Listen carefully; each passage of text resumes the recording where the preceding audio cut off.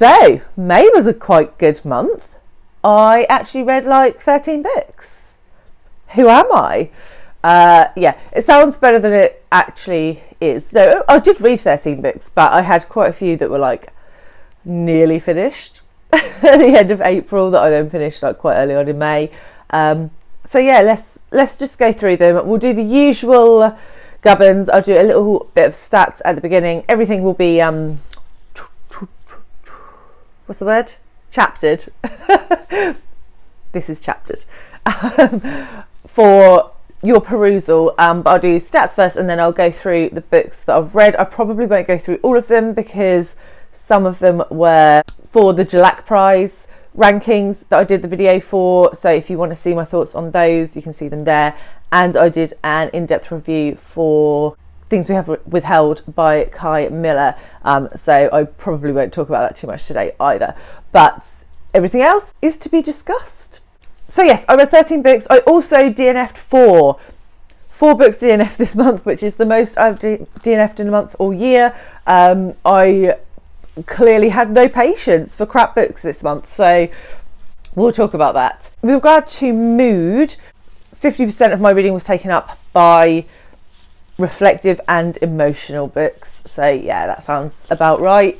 What was quite different for me and probably contributed to the fact that I read 13 books this month, how many times can I say that in this video, is that over 50% of what I read was under 300 pages, which is quite abnormal for me. Usually my comfort zone is 300 to 500 with like a few larger books, but yeah, this year in general I seem to be reading a lot of shorter books and enjoying them. So yes, 17% non-fiction, which is good because I've read hardly any non-fiction this year, so it's good to have that stat go up a little bit.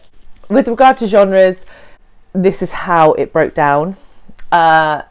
Just so you're aware, all of these graphics are from Storygraph. My Storygraph's linked below.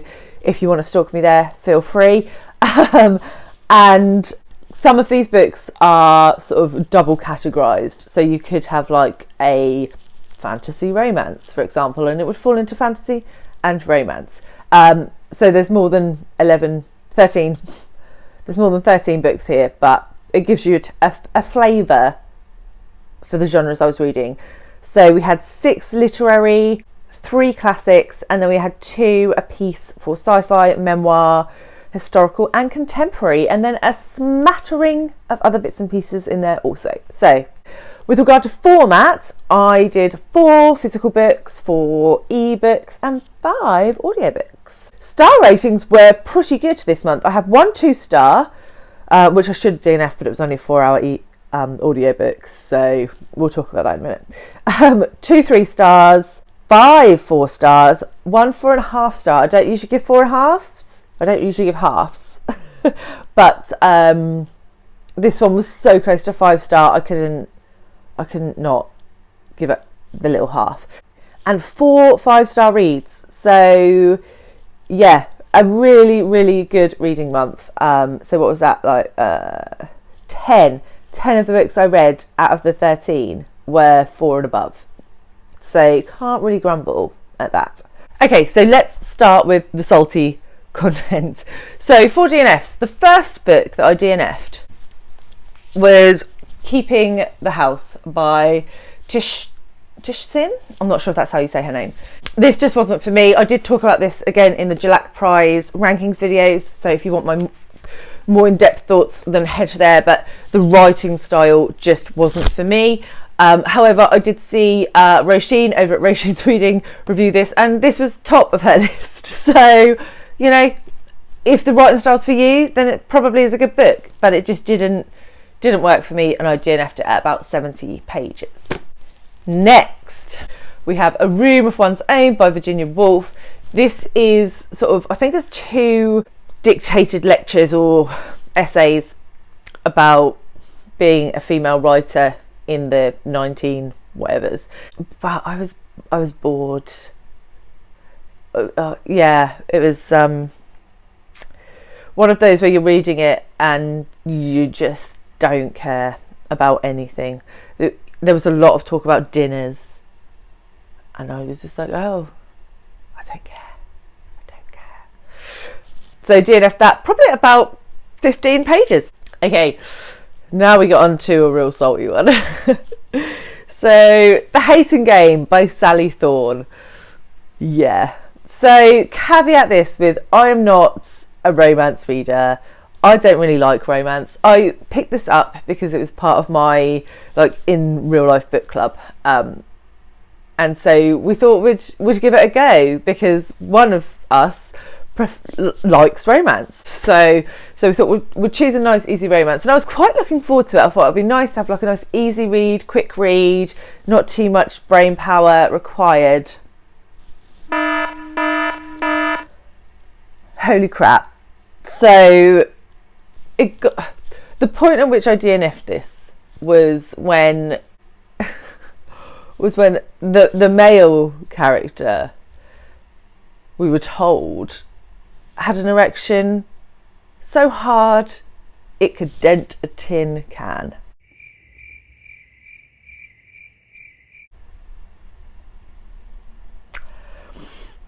No, that's not for me. I don't, no. Really? So, absolutely not. Plus, the main character, the female character, was a fucking moron. Honestly, it's just like, she thinks this guy hates her when clearly he is trying to get his end away. It's just like, oh my god, how can you be that dense? No. So I was talking about it with my friend who hadn't picked it up yet, and she was like, oh, should we go back to murder books? And I was like, yes. I said the only way this book could have at all improved in the second half is if the main character gets murdered. I don't think that happens, so I'm not going to continue, but no. And then my fourth DNF will make Scott over at Gunpowder Fiction and Plot quite happy, I expect, and that's Midnight's Children by Salman Rushie. So again, I only gave this like a chapter, and maybe I need to go back to it when I'm more in the mindset for like a slow build. But okay, so chapter 1 goes a bit like this: blah blah blah blah blah blah blah. Let's talk about this guy's nose. Blah blah blah blah blah. Let's talk about his nose again for a little bit. Blah blah blah blah blah blah blah. Oh, and did we talk about his nose? Yeah, that's all I got. That's all I got from the whole chapter. So clearly I was not in the right mood for this book. I probably will give it one more try when I'm feeling less like a cynical fucker. But yeah, no, not for me this month. No. So we completed. And we haven't got a great start. We're going to start with The Island of Missing Trees by Elif Shafak. I know a lot of people like this book, but okay.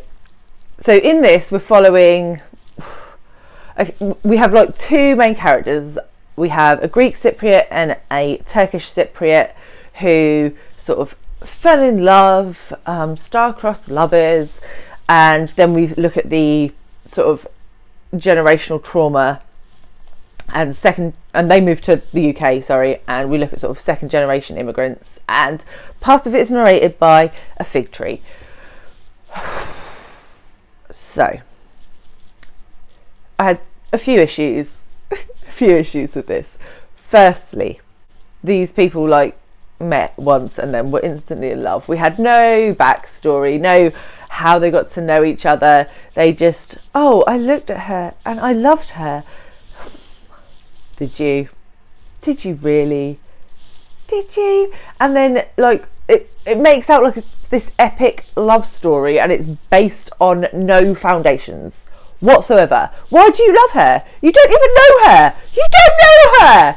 So that didn't work for me. And then the fig tree. I actually quite liked like the naturey bits about it, like the commentary on like birds migrating, though some of the metaphors are a bit like, but you know, but yeah, I quite liked that. The problem is that it was told like chunks of the story were told from this fig tree's perspective, and part of it was told from the daughter's perspective. So the daughter had never been to Cyprus, so she was just commenting on what she was seeing sort of like in hindsight and commentary from an aunt, and then we were seeing what the fig tree saw, but the fig tree obviously doesn't move, so he only sees a certain amount of stuff. She sorry, I think the fig tree was a she, and so you were always one step removed from the actual narrative, and it just meant that I didn't care. I was too far removed from what was actually happening to feel anything for these characters. The only characters I actually felt for were the daughter and the aunts, where you had actual like communication. No, I gave it 3 stars. It was readable enough. It was fine. I thought there was some really interesting stuff on like the Cypriot history and all that sort of stuff. That's why I got 3 stars. The actual narrative, yeah, no. The next book I finished was War of the Worlds by H.G. Wells. So this is a classic sci-fi alien invasion jobby. I'm sure most people are aware of what this book is about, and I really enjoyed it. I was quite surprised. It was quite an easy, fast-paced book. So we're following the main character, and we actually get the perspective of his brother as well as these aliens invade. And it was a really enjoyable read. I gave it 4 stars. I would definitely like to read more H.G. Wells. The next book I finished was Wundersmith by Jessica Townsend. I read this to my 9-year-old Sam, and this is the second in the Nevermore series. So if you are unfamiliar with the Nevermore series, in that we are following Morrigan Crow. She is cursed to die on her like 11th, 12th, 13th birthday, some sort of birthday, like early teens birthday, and then she is rescued by Jupiter North and taken to Nevermore, and it goes from there. I can't really tell you much about this one because obviously it's the second in the series, but we very much enjoyed reading it. Sam absolutely loves these books, probably more than me. I would probably give this a 3 star, and he would give it like a 4.5. So I'm rating it 4 because it is designed for him, not for me.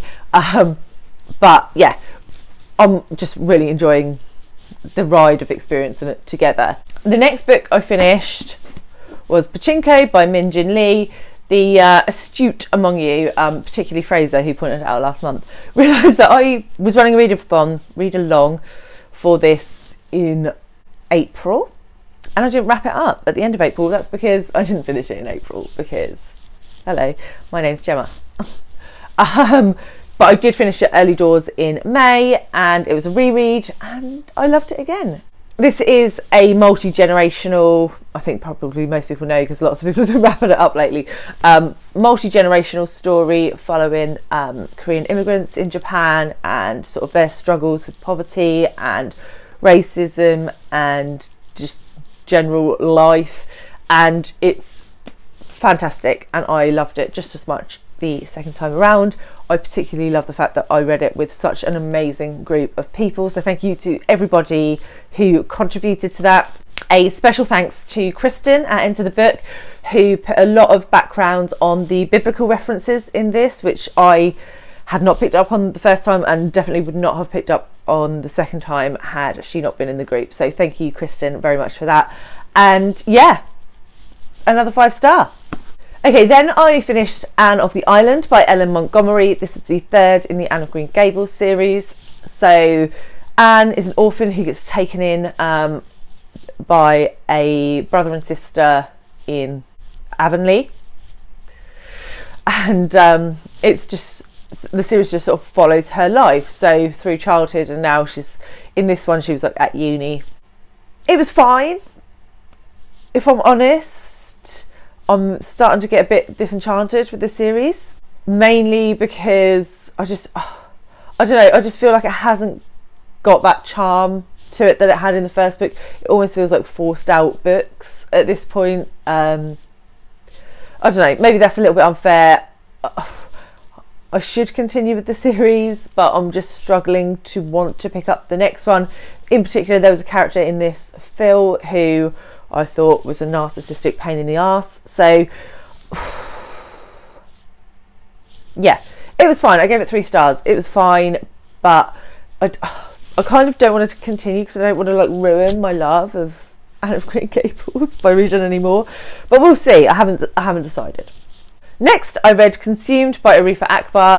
This is a memoir from the perspective of Arifa, whose sister dies, and she is sort of unpacking her grief and understanding like her, you know, quite strained relationship with her sister over the years. They are second generation Pakistani immigrants, so there's sort of that layer included, but there's also stuff on sort of mental health and eating disorders and all sorts in here. And I thought it was a really well constructed memoir. I really enjoyed it, and yeah, I would recommend.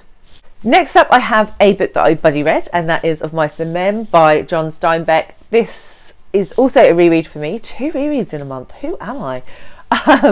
And it was 5 stars again. I read this with the lovely Jennifer at Jennifer Loves Books and Becky from Teacup the Storyteller. I think we may have broken Becky a little bit. Sorry, Bex. But I really love this. I read this at school, and it's really short, so I think I read this like 4,000 times at school. By the time you've like written like all your essays and highlighted and gone over it and over and over it, but coming back to it 20 years later, that makes me feel old. I loved it. I thought it was so beautifully written. I love the characters of Lenny and George. I think their dynamic is fantastic, and what John Steinbeck achieves in, how many pages is this? It's like 100 pages, 105, 106 pages, is incredible. It is incredible what he achieves in this, and I thoroughly enjoyed it. The next book I finished was The Roles We Play by Sabah Khan. This is a graphic memoir, and this is the book that won the Jalak Prize this year. So obviously the judges thought it was very good too. I think I ranked this second. But yeah, a great graphic memoir, again following a second generation Pakistani immigrant to the UK and her experience. But what I really loved about this book was how it went into sort of the details of her homeland and what happened there, the partition and the sort of carving up of the Kashmir region. Really good, really enjoyed it. Definitely recommend. If you want to hear more thoughts, go to the Jalak Prize video. Then the next book I finished was also a Jalak Prize jobbing, and that was Things We Have Withheld by Kai Miller. I'm not going to go into it again here because I did cover it in that video and also in its own review, but this was exceptional 5-star essay collection by Kai Miller, and yeah, go and check out my review because it blew my socks off. It was fantastic. Next, I finished Somebody Loves You by Mona Arshi. So this is about a girl who her mother has mental health issues and she sort of stops talking, and it's about her relationship with her sister, and yeah, it's told in like vignettes, and I wonder if because I listened to it on audio that wasn't the best way to consume it, but I couldn't really tell you what happened in it. Again, go back to the Jalak Prize one, but yeah, 2 stars. And then we have another 5-star, so from one extreme to the other, and this is Great Circle by Maggie Shipstead. I buddy read this with the lovely Alice from Alice and the Giant Bookshelf, who I absolutely love buddy reading with. It's fantastic, though we always seem to pick up books that have like lots of abuse and stuff in them, but that's an aside. This book, I loved it. So we're following Marion Graves primarily, and we just follow her whole life, so like from before she's born, so we get some sort of like multi-generational stuff at the beginning, and then her growing up and her falling in love with flying and becoming a pilot, and attempting the Great Circle at the end. But that's sort of the point of the book. Is Marion Graves is a badass, and I absolutely loved her character. I loved her brother's character as well. She has a brother in the book, a twin brother. Loved reading from his perspective as well. This book is sort of from early 1900s through to about 1950ish, I think. So we cover the war, and well, both wars. And I loved the Second World War section as well. We do have a second narrative in here. We have a split timeline where we are following an actress, a Hollywood actress in modern day, who was playing Marion Graves in a film. And I know a lot of people didn't like that timeline. I don't think I would have rated it less if that hadn't been in. However, I did quite like the fact that little nuggets were dropped in, little Easter eggs were dropped in through that narrative that you then could pick up on in Marion's timeline, and I thought that was really quite cleverly done. There was some bits that I think could have been cut out, particularly if you've read the book, the mushroom scene. If you know, you know. Not sure that added anything to the book, but on the whole, I absolutely loved it. I loved the characters. I was invested in like all of them, and except probably the actress, to be fair. But she was more of a device, a plot device, than anything. But anyway, loved it. Highly recommend. If you don't pick up anything else from the Women's Prize for Fiction long list, shortlist, I suggest this is the one. Brilliant book, brilliant. Then I finished Project Hail Mary by Andy Weir, which I was sort of buddy reading with Jolene over at Bookworm Adventure Girl, but it went a bit askew. So yeah, we've sort of talked a little bit about the beginning of it, but yeah, we got a bit out of whack. Anyway, that's not the point. The point is, this book was fab. I listened to this on audio, and I would highly recommend consuming it that way because the audio production was outstanding. In this, we're following a guy. He wakes up, is in a spaceship, and he doesn't know how he got there. He has amnesia. He's like, what the actual is going on? And then we sort of flash back as he remembers bits and pieces about how he got there. And I loved that sort of flashback piece. I think that worked fantastically well. I'm not going to tell you anything else about the plot because I think the blinder you go into this, the more like whoo factor it has. The reason it was 4.5 stars, this is the 4.5 star one and not 5, is I think it was just a bit too science heavy. I really love science, but I didn't feel like we needed quite that much in. It could have done with just a little bit more editing on the science bump, in my opinion. But it didn't really hamper my overall enjoyment of the book. I thought it was fantastic.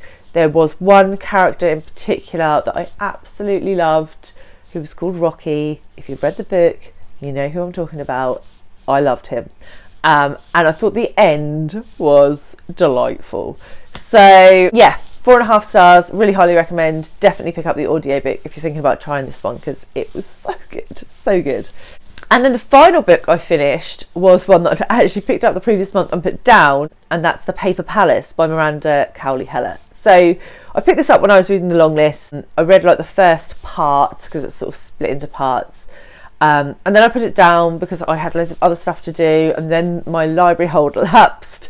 So I ended up getting the ebook, and I read the rest of it very, very quickly last week because I couldn't put it down. It was completely engaging and addictive to read. I loved it.